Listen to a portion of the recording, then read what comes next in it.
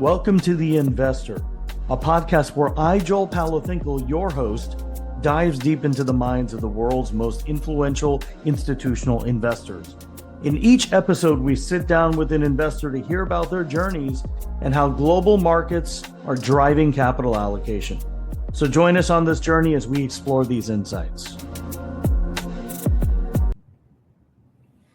All right, excited for my guest today. I've got Rick Pedersen on the Investor Podcast. He's the Vice Chairman and Chief Strategy Officer at Bow River Capital, where he leads firm-wide strategic initiatives and chairs the limited partner advisory boards across all investment funds. A seasoned institutional investor, he previously served as the president of Foundation Properties and founded Ross Consulting Group, advising Fortune 100 companies on capital asset financing and strategy. Earlier in his career, he worked with the Boston consultancy Harbridge House. Pederson holds a BSBA, MSBA, and JD degrees from the University of Denver and has served on numerous investment and civic boards, including ALPS, ETF Trust, SBH/CI mutual funds, Principal Real Estate Income Fund, and the Bocher Foundation. So, Rick, thank you for coming on the show. Excited to kind of talk about all things asset management, finance, institutional LP relationship building. Happy to kind of really take this where we want to take it. But, Rick, why don't we start with learning more about who Rick is? Tell me a little bit about kind of your early childhood. What did your parents do? Reflecting on kind of what you thought you would do kind of in high school, heading up to college. And then, if there were any career pivots, that's great. And if there were not, that's great too. Some people just know they want to, get into institutional asset management when they're in high school. I had no idea what asset management was. I was told to be an engineer or a doctor. So I learned about it later on in my career. So excited to hear your take on this. So, I'll let you kind of kick this off, and then we'll just riff off of, where you kick off. Well, Joel, you remind me, thanks first of all, for having me on, but you remind me to say that not only did I know what asset management was, I didn't even know what business was. When I came out of high school, I was a good student and had the fortune of being offered a number of scholarships, and most of them were headed toward business school. And I remember going to my tennis coach in high school and saying, "Tell me, what is business?" And I think about that question. It was a more difficult question than perhaps I thought of at the time. But anyway, I did go a business route with really no intention of landing anywhere. And I think that is important. My career has not been necessarily goal oriented in the long run. It's been very much opportunistic in the short run. And that is my advice to young people today is do not make the perfect decision early on, because that the circumstances change, and your career path is likely to do that as well. But as you read off that string of degrees, yes, I have 3 degrees. Part of that was confusion. Part of that was curiosity. I was interested in business. I was interested in law. But what I became very interested in is really the idea of problem solving and what it takes to solve problems. And so law school taught me research, taught me communication. Business taught me certainly numbers.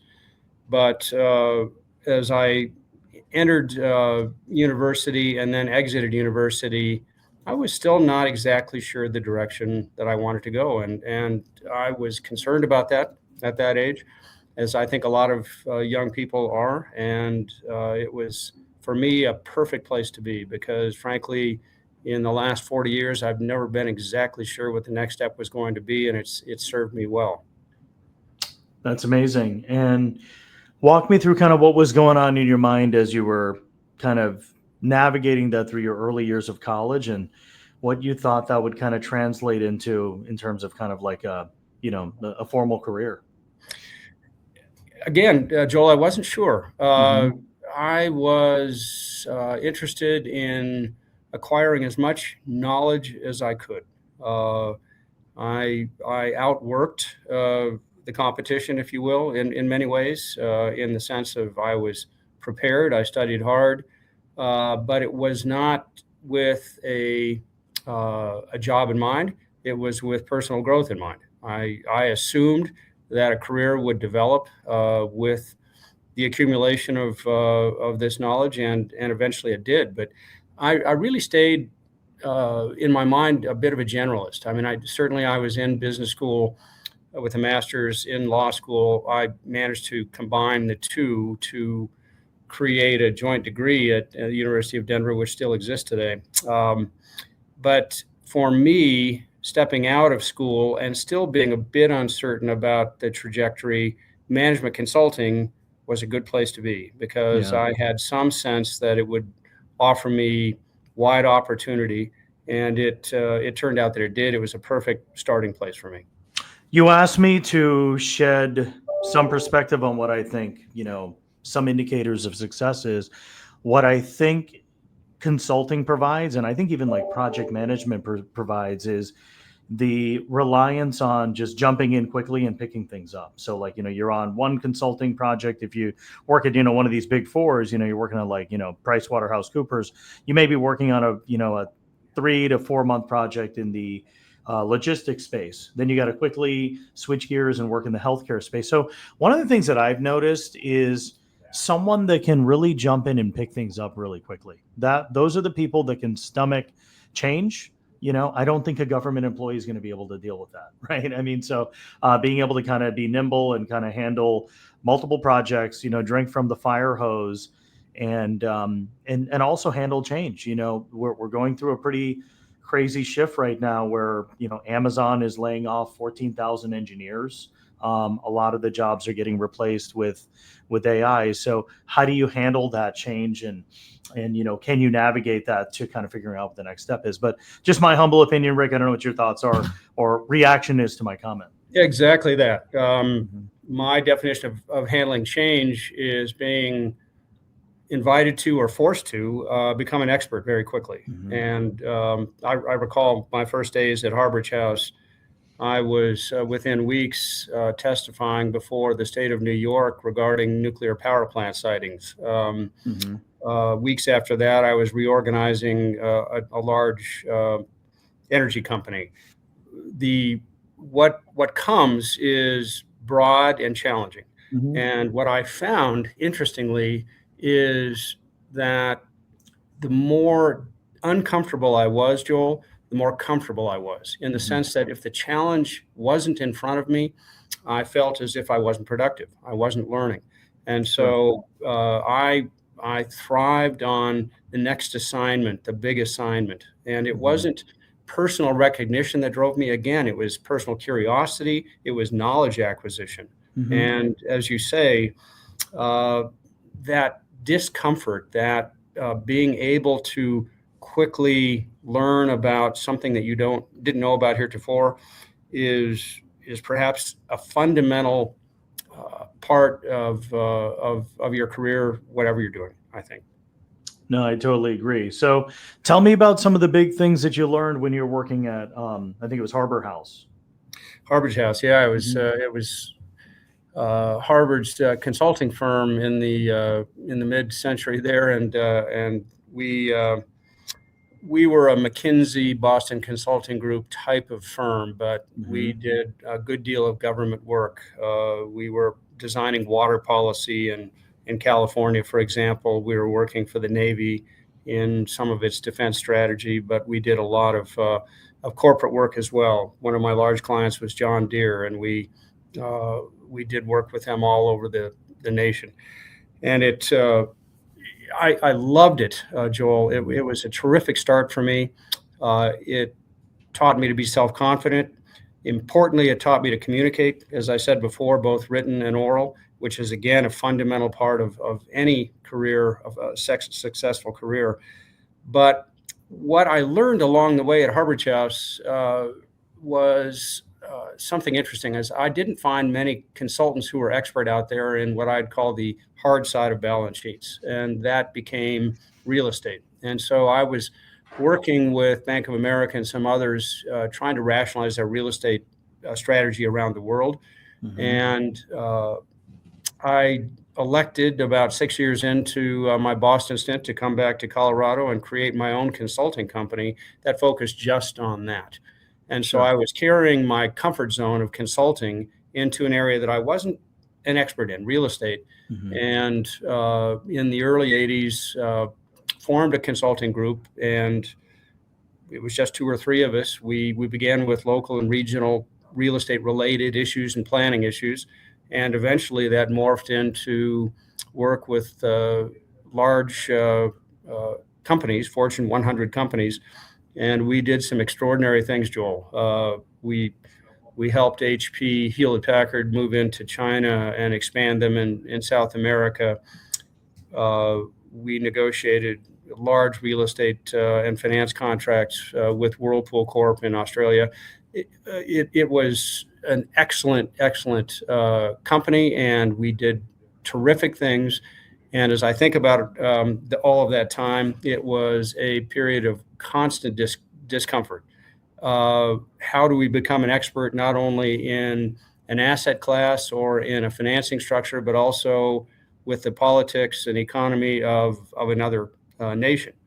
And something I learned, back to your question, is it's important to be a micro expert, understanding balance sheets, income statements, spreadsheets.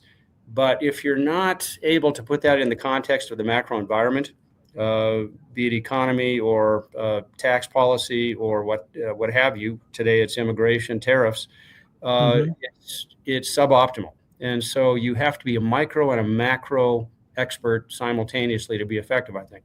Sure. No, absolutely. And I would say too, with consulting, you're really solving problems. I would assume, back then, we didn't have, paid media to acquire customers at scale, right? It's really through referrals and through other people kind of vouching for you. So your reputation is everything. And I feel like that cascades into the investment space as well, right? So tell me kind of what happened after that chapter of kind of doing consulting. What was kind of the next step? Well, and how did you make that transition? Exactly. It was a pivot that I didn't anticipate, but I was, as I said, I was a consultant in real estate. I became arguably a real estate expert. Some of my clients were foundations who had invested in early funds with Prudential. I shouldn't say that name at the time, but a fund that was not doing well back in the late 80s. And so these investors, these not-for-profit investors, hired me to extract them from that fund. And I did that. And we were successful with it. They said, "You seem to understand this world and understand real estate. Can we invest with you?" So it was that unusual and happy circumstance where you have investors coming to you to say, "Will you advise us?" And so I created a fund, a series of funds in the 90s. You mentioned Foundation Properties. That was the name of the company. We had 3 closed-end funds. We worked with university endowments and private foundations in the region here. It was relatively small, $100 million, but we began buying real estate with them, and it was over a 20-year period, very successful. So how has the foundation landscape evolved since, you were kind of working in that space with the real estate, projects and closed-ended funds? I see a lot of endowments now looking at open-ended funds, and then obviously endowments themselves and university endowments are open-ended. Some people say there's a difference between, clear difference between evergreen and open-ended, but many of these vehicles are, have evolved since kind of the closed-ended fund. So just in terms of like endowments and how they function and how they work with asset management firms, have you seen any kind of larger evolution from, I guess, when you were working with them? Oh, hugely, Joel. When we formed Foundation Properties in the early 90s, I was able to literally, by referral of one foundation to another, one university to another, walk into a door and gather a group of investors. Today, that really is virtually impossible. All of these entities are represented by large consultants, and there are allocation policies. Very difficult for the advisor to to win an assignment like that directly with the investor. So there are intermediaries. The allocation policies are significant. But something also occurred when we had that fund in the late 1990s. Yale University and David Swenson began investing heavily in private assets. And as a matter of fact, David, who became a friend, wrote a book called Pioneering Portfolio Management in 1999, I believe. And it was revolutionary for foundations and endowments, that it gave them permission and courage to invest in other than stocks and bonds. And it was revolutionary for me because this is exactly what I had been preaching. And so I now had a horn book, if you will, to remind my clients, my investors, that this was a proper course. And so they professionalized, if you will, to answer your question. But number two is a mindset of adding private assets, real estate, for example, to portfolios. Really, in the early 2000s, changed the landscape of investing. No, that's really interesting. And I've seen a handful of people. I do know a few people that have worked at massive Ivy League school endowments, and then they've spun off and had a similar model. So the open-ended model has worked, and LPs is certain types of LPs like that, because you can kind of continue to reinvest, and then from the fund structure standpoint, you can continue to gather new assets in kind of like an evergreen fashion, versus a private closed-ended fund. Obviously, there's a portfolio construction around that, and you're really working against the deployment cycle and obviously monitoring the performance of that. So in my mind, those are kind of the two big fundamental thoughts around just both of those structures. But I think kind of working with these foundations, how can someone kind of engage with foundations in today's age? So I'm familiar with the gatekeepers that exist. So what have you seen that's worked, and obviously what are kind of the bigger fundamental challenges besides just kind of saying, hey, you know what, I got this gatekeeper? Because the gatekeepers, they get paid to say no, essentially, right? It's more risky for their job if they do say yes, I'd assume, right? They do. Yeah. And as we all know, gatekeepers will often take the safe route, and the safe route is typically to invest in the largest managers. And so Apollo Blackstone, for example, in real estate, there are dozens of others that typically see consultant recommendations. As a small advisor, it's more difficult to be noticed. Performance is going to be important, but it's not necessarily a safe route to go. But you mentioned how is foundation or endowment, or frankly any investor thinking, changing? I mean, it is moving to more of an open concept to some extent, but private assets are not all the same. Easy to say. And real estate tends to move in cycles. Product types tend to move in their own cycles within it, different than private equity, different than software, and so you can't just say, I'm going to invest in private assets. You have to pick a class, and then you have to pick a strategy within that. Seems easy, but it's actually it's complex, and working one product type against another is important. I think we are going to see much more real estate open-ended kind of thinking. Evergreen is certainly moving into everything. And as you know, you met Jeremy Held. We are in evergreen with co-investments and secondary positions with private equity. We are considering right now the same in real estate. But a perpetual type of investment in real estate must rely on income in the long run. I've been in real estate a long time. There are two ways to make money in real estate. In the very short term, capital appreciation. In the longer term, income plus capital appreciation. And so you have to, what the problem with closed-end funds, especially in a PE model of 5 or 7 year holds, is you can do okay, but you may miss a market cycle on the capital appreciation side. Real estate in the last 20 years has become very interested in cap rate compression and making the most money it can. at the end of the day, real estate is fundamentally an income proxy. And so I think real estate is probably best either in a very short, targeted, what I would call rifle shot approach, 2 to 3 years, taking advantage of dislocation or some distress, or long-term income. Mm-hmm. But sometimes 7 and 10 year strategies in real estate just don't work. Yeah, just the multiples don't make sense, right? I mean, you don't get the same type of, if you're going to, be sitting on something for 7 and 10 years, you might as well do venture and then kind of, get some type of liquidity from a secondary, because companies don't stay, companies don't exit within 7 to 10 years these days, right? I mean, SpaceX may be having an IPO soon, but we'll see. But what's that valuation, right? So, I mean, people could essentially, some of these companies, I wouldn't be surprised, would be still private for, 10 to 14 years, And more of the public side is moving to private Mm-hmm. for good reasons as well. Yeah. I mean, I have fended off criticism, inquiry about private asset valuation, opacity. We're certainly, Bow River and all of our brethren have not seen the distributions that we're typically seeing in the last several years coming out of COVID.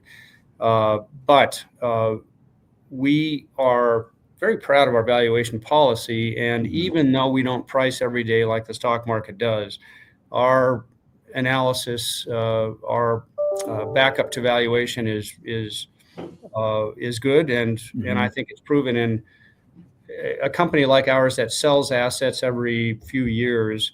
If you're selling close to your mark, your valuations are roughly right. You shouldn't be surprising your investors either on the upside or the downside. No, I totally agree. And I'll say this too. I mean, some of these companies, I mean, I wouldn't be surprised if they outlasted the fund life. Like there was a hypersonic jet company that I looked at years ago, and they were telling me that it was going to take 14 years for it to kind of come to commercial. That's like 2 fund cycles, if you really think about it. So that's kind of the bigger risk. But if there is liquidity opportunities, and I mean, there's risks going really early, but then there's also risks going really late, because you don't know what the price will actually be when there is an IPO, right? You might actually, the IPO may be lower than the price point that you got in. Yeah, exactly. There was a down round. And when you have investors interested in distributions like they are now, it influences you to potentially sell to someone else who may make money, and that's fine. I mean, as you say, the success of many of our holdings goes far beyond our holding period, and we're fine with that. We do well, our investors do well, and frankly, the buyers do well also. That's the course. But as you say, not only does opportunity and upside increase over time, but risk does as well. And I was going to say, many of the institutional LPs that I've spoken to, they haven't been as happy with the bigger franchises, right? If you invest in some of these bigger tier 1 funds, these mega funds, you're not going to get the same cash on cash return, because it's just a function of essentially proportions, right? So if you've got a smaller fund, your multiple is going to be much bigger than just a bigger fund, because just a bigger scale fund, you're not going to get that type of multiple, in my opinion. And then I think that another interesting insight was there was pretty large institutional LP that I know that only invests in fund 3s, because that fund 3 is really where they start seeing a little bit of DPI. Right. So I thought that was kind of an interesting insight as well. So I don't know, if you have any additional tack on comments to or reactions in terms of kind of the LP perspective. And I think that dovetails in perfectly to your role as chairing the limited partner advisory boards across, many of these funds. Yeah, you mentioned that many investors, certainly large investors, will not invest certainly in fund 1s of an advisor. And I understand that and don't disagree with it. There are many advisors out there unpracticed, and before I invest in them, I want to see their process. I want to see their performance, and I want to see that it's repeatable, which is a word that we see often in our industry. And so if I can show fund 1 and fund 2 and the types of investments, the methodology of operations, and the performance is similar, doesn't have to be identical, but similar, I'm much more comfortable going into a fund 3. And so I tend to agree that you need to understand manager competence, and it takes a couple of funds to do that. And so we're now into fund threes and fours, and I would say that our reputation, our recognition is moving up substantially. Part of that is our size, but part of it is really consistency of performance, and it's also self-serving, but it's top-tier performance. I mean, there is a huge difference in top decile and bottom decile performance in private assets, and we happen to be in the former, and that gets attention. So that's good. Yeah. On the contrary, go ahead. Sorry, Ray. Go ahead. I'm happy to talk about what I do at Bow River. Let's do it. Yeah, let's do it. Our company, now 24 years old, Denver-based, is a private asset alternative investor. And we began with private equity, and over the years, we've expanded that to two credit platforms, to software growth, real estate. We have an evergreen product. And so we are heavy into all sorts of alternative assets. For each of those, we build teams around them. But very importantly, Joel, my job in part is to make certain that these groups of experts in these product types and these asset types are talking with one another. And so we believe that there's a good deal of value for our evergreen fund when they're looking at something in technology to be able to talk to our technology group. All of our private equity industrials have real estate related concerns. They talk to our real estate people, even have them negotiate leases for them, or potentially a purchase of a building. And so there's a lot of cross in that. And that is a good deal of what I think makes a company like ours successful, is that cross-fertilization, that communication. My job as Chief Strategy Officer is number one, to deal with problems that we have, and maybe more importantly, Joel, to prevent problems that we don't have. I may look young on screen, but I've got a lot of experience, and so there's not very much that I haven't seen, and so I'm always trying to look ahead, both at the micro situation, but also, as we talked about, the macro situation. I'm very interested in what the economic growth projections are, what interest rates may do, advising on our debt to equity structures in all of our assets. And so I try to have some fingers on that. It's a great place to be, and it allows me to kind of move back and forth between the assets to be valuable where I need to be.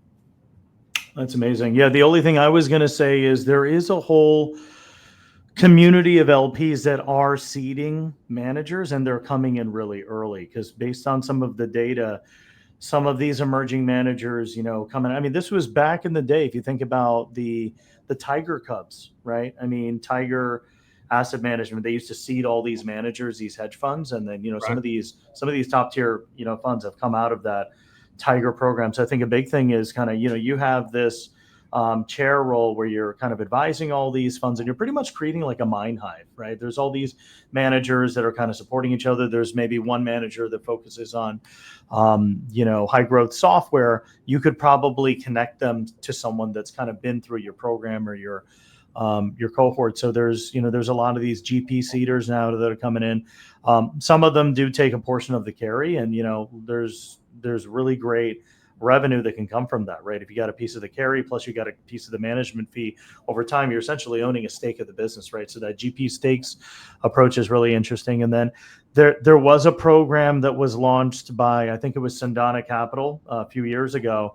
They had this whole nano fund program. There's a lot of these entrepreneurs that have exited, and they have a huge ecosystem of other founders, and they just don't have the fund yet because they just exited. But they'll anchor a little bit of their own fund, and they've just built a huge network from that exit, right? So then there's other LPs that hear about it, and they'll come in. Just historically, if you look at the data, right? I mean, some of these emerging managers, sub 50 million and less, some of them have produced like a 5x cash on cash. And the benefit of getting in early is, you're that day one LP, right? You came in the early days, you got to know them, you built a relationship with them. You're kind of paving the stones for the fund twos and the fund threes, maybe with preferential terms as well, to get early access. So that's just kind of the contrary with not having the track record. You got to start somewhere, right? Steven Schwartzman started. I mean, I don't know if you read his book, but I think he started the book with, I think it was like his small $10 million fund, and he went to the Harvard endowment, and it was raining, and I think they flaked on him, right? So, so what's your reaction to that? To that new manager, that new breakthrough manager? What advice would you give that manager just getting started with no track record, no pedigree? They're just like day one, deciding that they want to build something. Well, I would argue that every good investor has some pedigree, some track record. I mean, you don't come out of college and just start a fund, or you shouldn't. I don't think you should do some single asset investing. Develop that track record early. Demonstrate that you are indeed a good investor, because not everyone is. I think it's very healthy for these larger investors to come in to seed a general partner condition. I think it does accelerate the growth of certain advisors. Of course, there is risk in that. You're betting. I said just a minute ago that a lot of investors won't invest until fund 2 or 3. This is sort of the reciprocal of that, is you're investing before fund 1 and coming into it. Now, you deserve to be paid well if it does well, but you're investing in not a track record of an entity, but really the track record of the individuals. And so that you have to build what you can in that as best you can. But we've all invested in something, whether it's homes or with our families. And so you're building a track record by doing that. Be mindful of how you do it in terms of your sort of product selection, your investment process, your discipline around operations, and managing that asset.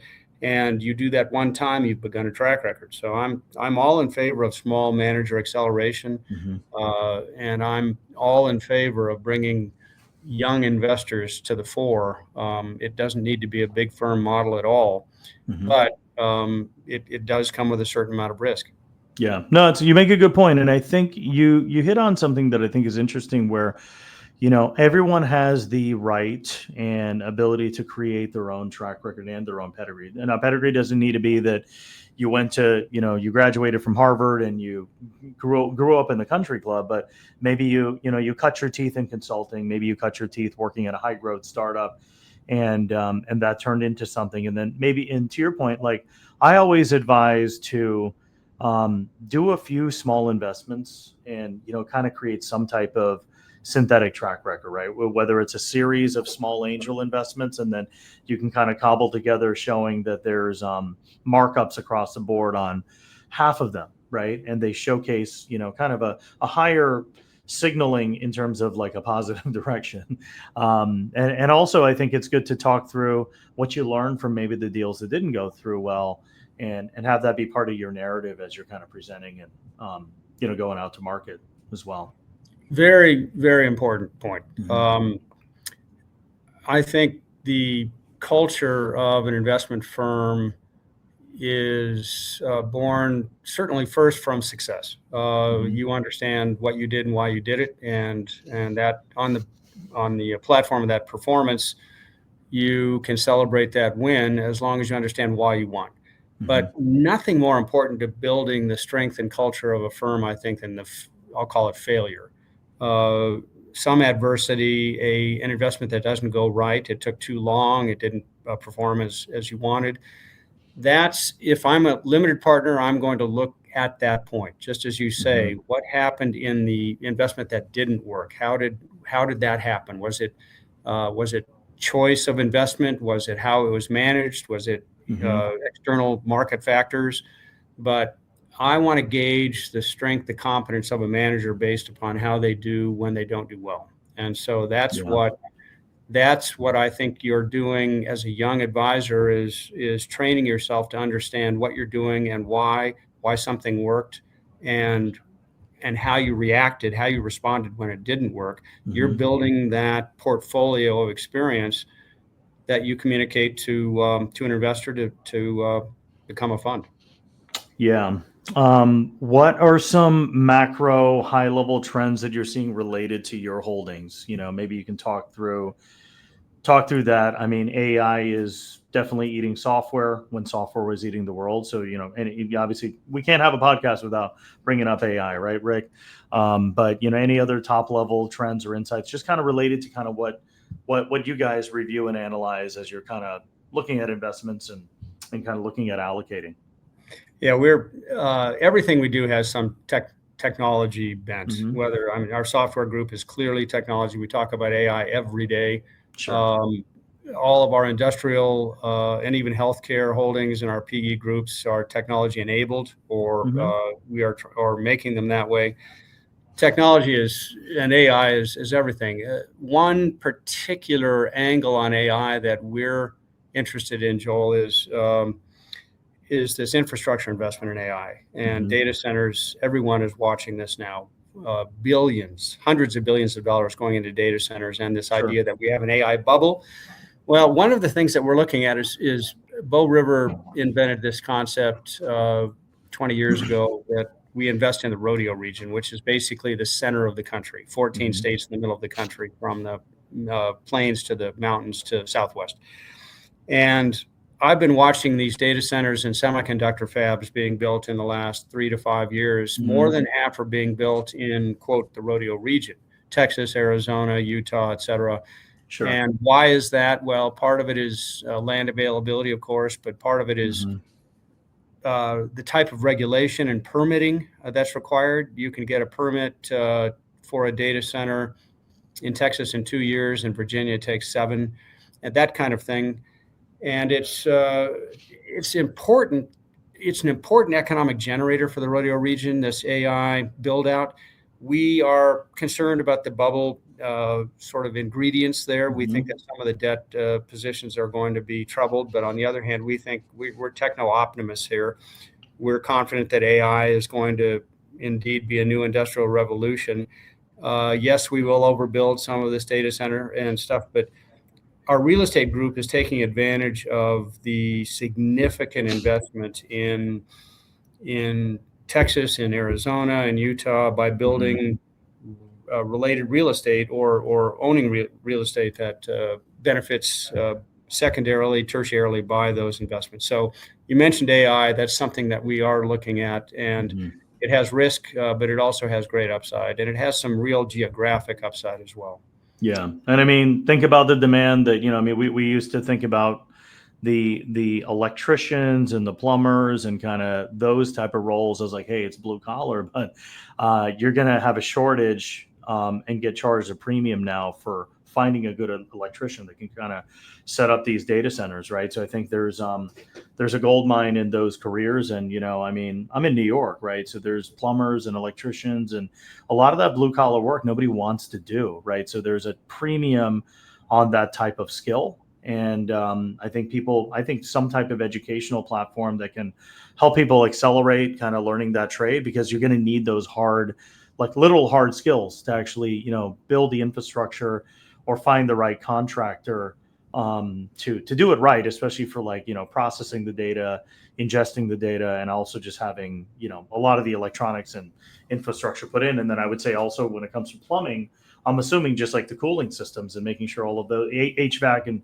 cooling systems to just make sure none of those things overheat. So, and you're seeing exactly that in, for example, Phoenix, TSMC building those giant semiconductor plants there. They are also investing heavily in 3 community colleges in the area to create curricula to develop the type of workers they want. And it's not all engineering. It is plumbing. It is water management. It is some of the basics. And so I think that the employers themselves are recognizing that they're going to have to not wait in some cases for the educational platform to do what it needs. And so they are accelerating that by their own investment. They're creating their own schools basically to create pipelines for the employees they know they're going to need. Switching gears in terms of leadership and developing culture at a firm. Let's say this manager is now on his second or third fund, he's got to hire some more people because he's got more assets to deploy, right? So, what's some advice that you've learned over the, probably over the last 20 years, right, with Bow River, in terms of building culture, leadership, and teams, and also just motivating talent to join, but then also stay and grow with the firm? It's an important subject because we obviously have been growing and adding to our staff, and how we do that and where we find those people is all important to us. We're very careful about who we hire. We need to be. There is technical skill, but there's also a chemistry that goes along with the culture in our teams, and so finding those people is difficult. And I'm asked often, how do I study? What should I bring to your company? And of course, you need to bring technical skill. You need to bring competence, understanding numbers, being able to do those spreadsheets, understanding how businesses work or how real estate is valued, et cetera. All that technical competence are now table stakes, Joe. Mm-hmm. What I look for and what our MDs are now looking for really is more of a well-rounded candidate, someone who really understands the macro side of things, who understands, as we were talking about, economic conditions and how they may affect buy, sell, or debt positions. Mm-hmm. We want someone who is, frankly, a very good communicator, and we sometimes have difficulty with that. Many students come out of school very, very good with spreadsheets and numbers, but not as good at communication. And we need someone who can not only understand the numbers, but communicate those and persuade others that they're right. And so these communication skills are important. The importance of psychology, something I learned along the way in my career, back to that, is all important. Everything having to do with performance at some point in time has to do with interpersonal relationships, being able to manage people, being managed by other people, persuading and leading. All of that has to do with personal interrelationships and psychology. And so some of that can be taught, but some of that has to be learned, I think, just by experience. But I think that students need to be a little more aware, explicitly aware of those interactions they have with their friends, their colleagues, their early business relationships, in terms of how they're working, because you can be the spreadsheet king of the world, but if you can't communicate the results of that, it isn't effective. Yeah, no, I totally agree. I mean, I think communication, confidence, those things are really important. A lot of us have nerves when we have to do public speaking, but you mentioned this earlier, you get comfortable by being uncomfortable. The more of these talks that you give, the more of these, these podcasts have been really helpful for me in my confidence building, but just kind of getting out there, not only communicating, but, cascading that communication over to leadership. I don't know what your reaction is, and obviously, Ray Dalio is kind of retiring now, but his leadership style, some of the things that I appreciated about his leadership style was the ability for, there's obviously a lot of other concerns that people had in general with his leadership style, but one thing was, being comfortable to actually share your opinion with your manager, right? And being able to have some type of transparency, and be able to have that communication. And sometimes you do have to manage up. You might be micromanaged, and your manager may be cowering over you, kind of, checking on everything that you're doing. But, that's going to create more work. That's going to slow things down, versus enabling people to kind of have some agency and ownership and control of kind of some project, whether it's managing one of the fund structures that you guys have, and kind of having an incremental role in that. I think that's kind of a great way to kind of build leadership and obviously, like, get retention, right? Have these people have, be aligned with the mission and the bigger picture where the firm is going. But, I wonder what your thoughts are in terms of, like, some different leadership styles that you've observed and maybe adopted portions of them from different asset managers as they evolve and grow and obviously scale themselves. everyone has their own leadership style. Mine is talk softly, but carry a lot of knowledge with me. And so I'd like to think that when I do speak, which is infrequently, people do listen because it's typically on point, and I do have a point of view. If you're not managing up, Joel, you don't have probably a career ahead of you. You have to be aware of managing a side, down, and up as well. Yeah. This idea of, leadership has to be, in my view, equal parts of competence, humility, and transparency. You have to be respected for what you know and what you can do, but you also need to be respected for what you admit as your failures. And I think the humility is missing in many leaders. I think and I think there is a sense that respect comes from authoritarianism, and it really, I think, comes from vulnerability sometimes.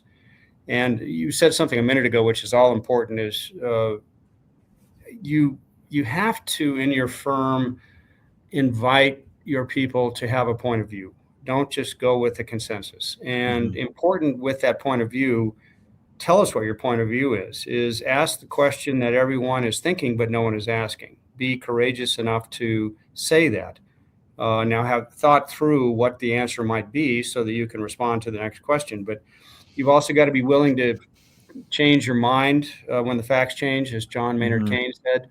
But it's important to have a point of view, be recognized as an expert in certain fields, not in all fields, but some of them, and really focus on not always being right at the same time, but getting better. Yeah. And so, yes, you want to be right, but you can't be afraid to be wrong en route to getting better. And that has, this transparency and humility elements that are important to leadership, but they're important to all levels of any organization. What would be some, on the flip side, what would be some pieces of advice for institutional LPs as they're kind of building their portfolio construction?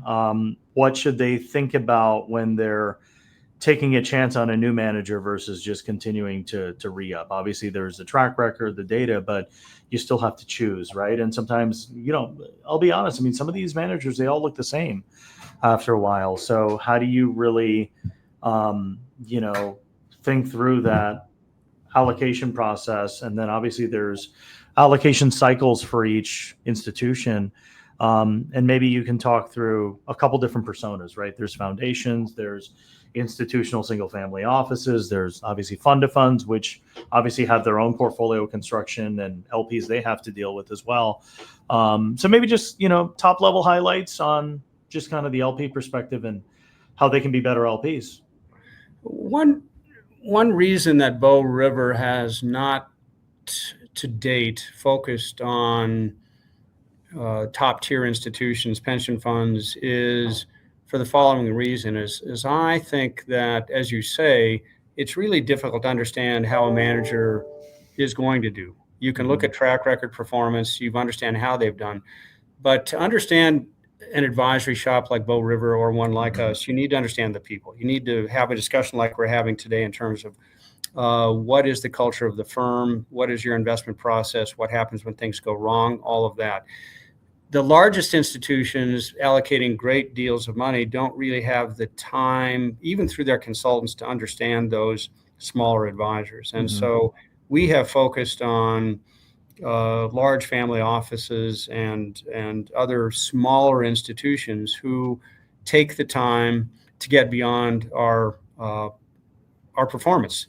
Yes, our top tier performance in a number of our funds has given us access to entry to their thinking, but our best investors are the ones who understand us the best, who get to know us. We get to know them.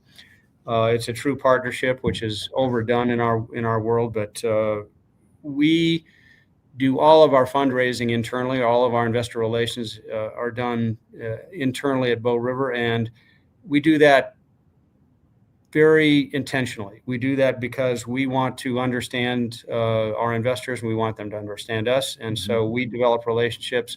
We're talking with investors that may not invest with us for 5 years, but we want to know them. We want them to watch us. We they have access to us in terms of our investment committees and the way we're thinking, how we change our thinking. And so we are comfortable in that world of not dealing with the large allocation assignments, awards from the largest. We're willing to work for some of the smaller institutions that we think gain respect and confidence more directly. What about, you touched on, in your past life, kind of doing a lot of work cross border, working with businesses in China and, several other, geographic regions. What have you seen has evolved internationally, with, a lot of the LP and GP ecosystem building? I know there was a whole push for, just across the globe, sustainability and impact. And, I've seen a lot of that go away in the US. Some of the, we run like a fund accelerator, and we've had a handful of climate funds that have shared that there's definitely challenges in the current ecosystem. And some of them have also mentioned that they've had to kind of change their messaging, to not say impact or say sustainability, and maybe just kind of really think through the branding. And that's common too. You talked about messaging earlier, right? So trying to really think through how people can understand your product. I do still see a lot of infrastructure investments in both the Middle East and in Europe. But, would love to hear any other trends of color across the board, whether it's, software or technology in other regions that maybe you engage with. We are U.S. focused investors. We have done some work in Canada, but we do keep abreast of what's going on out in the world. We do have interest from foreign investors in Bow River. They like exposure to the U.S., and they especially like exposure to the Rodeo region. You are implying that things have changed in the United States in the past year. That's very much true. We're seeing a good deal of my colleagues outside of Bow River are still quite interested in investing in Europe, in Latin America. We're seeing more hesitation from the investors there to come into the United States because they don't quite understand the policies that they're seeing right now. And so there is a bit of a seismic shift in terms of international investment flows. I think it will settle over the next few years as some of the unknowns, trade and economy settle. But it's our focus is, Joel, all U.S. for the most part, and so we're relatively sanguine. I'm relatively sanguine about the U.S. economy. It's fashionable these days to be looking for the next recession, although in my long career it's always fashionable. But we don't see it ahead, and there are a number of reasons for that. Some of it is this business investment in AI we were talking about. The consumer is, at least at the top of the K economy, still fine. I think the jobs report that comes out this week, delayed, is going to show that employment growth is moving up again, not spectacularly, but I think it's going to be stronger. And so I think in the next few weeks, months, people are going to see a stronger American economy than maybe consensus right now. But we were having a discussion yesterday, Joel, that's relevant to this. I worry a bit about the fact that we have had this long period of time without a recession, excusing COVID, which was very specific, but downturns are sometimes healthy, and we have not really seen one since in 15 years, and maybe a third of the American workforce has not participated in any sort of real economic downturn. How does that affect investing? I mean, there is this sense, and I have friends who will tell me that they believe that much of what we see in front of us in the economy is too big to fail, and so we can capitalize gains, but socialize losses. There's going to be a bailout if something happens, and I worry what happens to investment theory and investment activity if there isn't a proper assessment of risk ahead. And so that is one thing that we're worrying about a bit, is the fact that things are too good. You're wondering when is it gonna pop? But I think, look, it's also, in my opinion, it's just your perspective, because the wealth is really created during a recession, right? You're not going to get huge alpha when everything is up and to the right, but you could get bigger alpha when you come in at the right time. And I remember with COVID, I mean, that was one of the biggest years for IPOs. I think Slack IPO'd, Airbnb IPO'd. So when you think about your perspective, if you're trying to get in and have a higher multiple, you want to buy low and sell high, theoretically, right? I mean, obviously with some caveats around that, but you want to, that hopefully there's dry powder where you can allocate when that time happens. We got about a minute left, Rick. So I always ask this at the end of the show, just a piece of wisdom. It could be from a family member that maybe just has a quote that's barked on that you hear in the background every once in a while, and it keeps coming back to you. Or it could just be one of your colleagues or a mentor, but just one piece of advice, one piece of wisdom, just kind of reflecting on, your career that you want to take away with us. Two things come to mind, Joel. Two simple thoughts. Number one is always maintain your curiosity and follow through with that, meaning don't be afraid to learn something new. Don't be afraid to be uncomfortable. And if you allow that to guide your career, you'll find that being in a trajectory that's not a straight line is actually quite comfortable. So that was first. And the second is a very simple one, but one of my mentors always, in situations where we saw conflict, we saw adversity, he would say, do the right thing. And it was a sort of a cowboy ethics statement that seems simple, but the right thing for us at Bow River, and for me, has always been protect your investor, do the right thing for them in every case. And so it comes back to the ethics of investing, which also involves everything else we've talked about: humility, competence, etc. It all is wrapped into doing the right thing. Sure. Well, hey, Rick, thank you so much for being so generous with your time and sharing and dropping all this knowledge and stories and insights. Our audience is going to really appreciate it, along with me. And hope you have a good rest of the week, along with everybody else that joined. Thanks much, Joe. Enjoyed it. Take care. Bye.